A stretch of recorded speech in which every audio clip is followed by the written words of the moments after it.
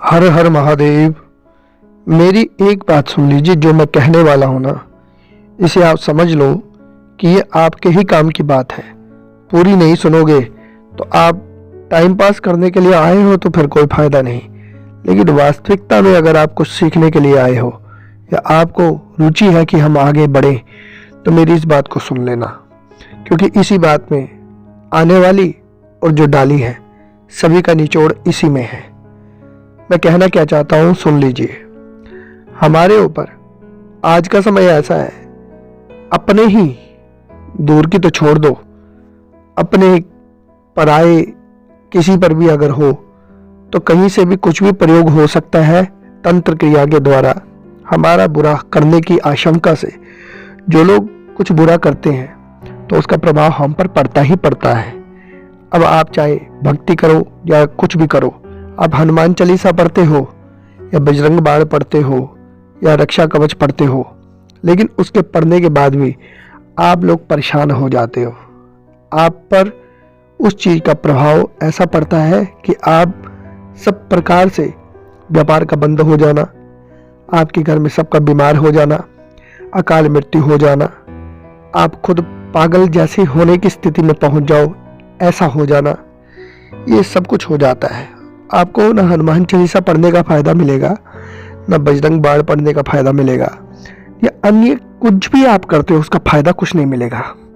और तो और चाहे आप कोई मंत्र भी क्यों ना जप कर लो, चाहे बगलामुखी का, तब भी कोई फायदा नहीं मिलेगा।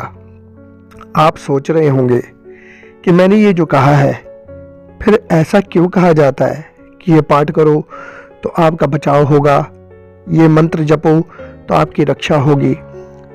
मित्रों और साधकों, मैं आपसे जो कह रहा हूं इसको गहराई से समझो। देखो, हमारे अंदर शक्ति 1 पैसे की है और अगले के पास 100 पैसे की है। जीतेगा कौन? वही जिसके पास बल ज्यादा होगा। ये उदाहरण है सिर्फ। आप जब तक किसी चीज का पुरस्चरण करके उसे सिद्ध ना कर लो तो आपके द्वारा की हुई चीजें आपको पूर्ण रूप से फायदा नहीं दे पाएंगी, क्योंकि आपने उन चीजों को सिद्ध नहीं किया।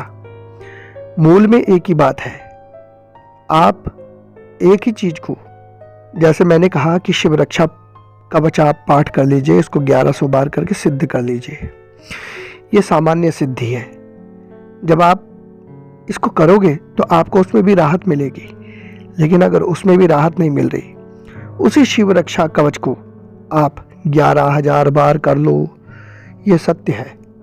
11,000 करने पर आपको भयंकर से भयंकर किसी के द्वारा कोई कैसी भी तंत्र क्रिया ही क्यों ना की हो, आपके ऊपर कैसा ही क्यों ना कोई भी मंत्र प्रयोग किया हो, आप अगर इतना करके सिद्ध कर लेते हैं शिव कवच को, तो ये आपकी ऐसी रक्षा करेगा कि भगवान शंकर के गण आपके इर्द गिर्द रहेंगे, आपको अनुभूतियां शुरू हो जाएंगी। परंतु इसको करना तो पड़ेगा ही ना।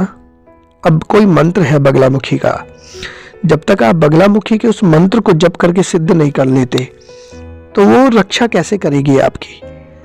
देखो, देवता देखते रहते हैं और वो मदद इसलिए नहीं कर पाते क्योंकि आपने उतना तप का संचय नहीं किया। एक बार हनुमान चालीसा पढ़ने वाले को और 100 बार हनुमान चालीसा पढ़ने वाले को, 1000 बार पढ़ने वाले को, 10,000 पढ़ने वाले को, इन जो अलग अलग संख्या में जो जप करने वाले साधक होंगे, उनको वैसा ही तो प्रभाव और फल भी तो मिलेगा। इस चीज को कोई समझता नहीं। आप ये समझ लो, आप कोई एक चीज पकड़ के बैठे हो ना, उसी को आप इतना जप कर लो, इतना उसका पाठ कर लो कि उसकी ऊर्जा इतनी आपके अंदर समाहित हो जाए कि एड़ा गैड़ा नत्थु खेड़ा आपके ऊपर कोई क्रिया करे उससे पहले आपके किए हुए पाठ और मंत्र के जप का पुण्य आपकी रक्षा के लिए सामने खड़ा हो जाए। और तो और मैं आपको एक और चीज बता दूं, जो आपके लिए अनिष्ट करने की सोचेगा ना, वहीं बैठे बैठे ही आपने जिनका इतना जप किया है तो उनके ऊपर इतना भार पड़ जाता है कि वो आपकी रक्षा करने के लिए मजबूर हो जाते हैं, और जो आपके लिए बुरा सोचता है उसको तत्क्षण दंड दे देते हैं। ये मेरा आजमाया हुआ है। आजमाया क्या है? ये हमारे ऋषि मुनियों ने बताया हुआ है। कोई भी करेगा तो अनुभूति तो उसी को होगी ना। ऐसे बहुत सारे लोग हैं जो कभी मुझे बोलते हैं कि हम पाठ कर रहे हैं, शुरुआत में क्या होता है, परेशान हो जाते हैं, उनके शरीर में उनको भार महसूस होता है, उनके शरीर पे अलग अलग से कंपन, मतलब उनको गुस्सा आना, परेशान हो जाते हैं।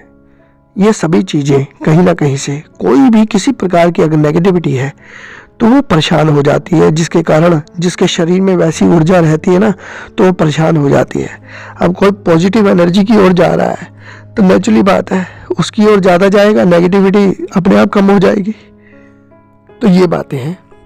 किसी का प्रश्न कि भाई हमें ऐसी परेशानी हो रही है, तो शुरुआती लोगों के लिए अच्छी बात है, संकेत है कि अगर आप परेशान हो रहे हो पाठ करते हुए, मंत्र जप करते हुए, तो आपकी साधना सफलता की ओर जा रही है।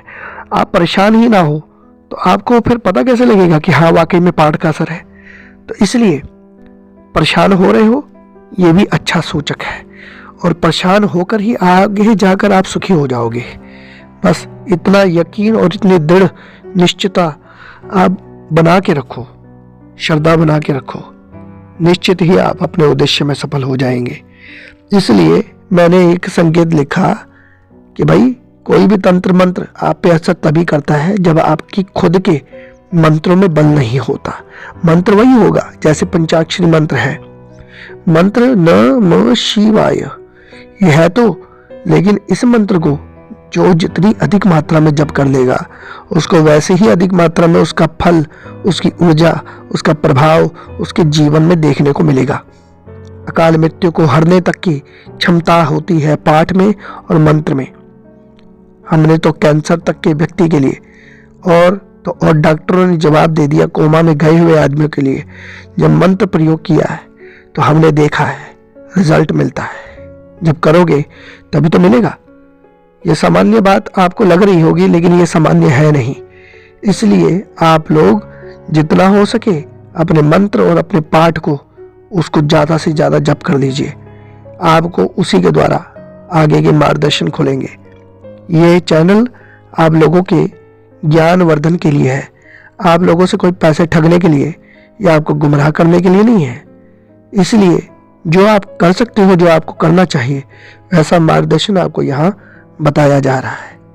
तो समय आने पर बहुत सारी चीज़ें आप लोगों के सामने प्रकट होंगी।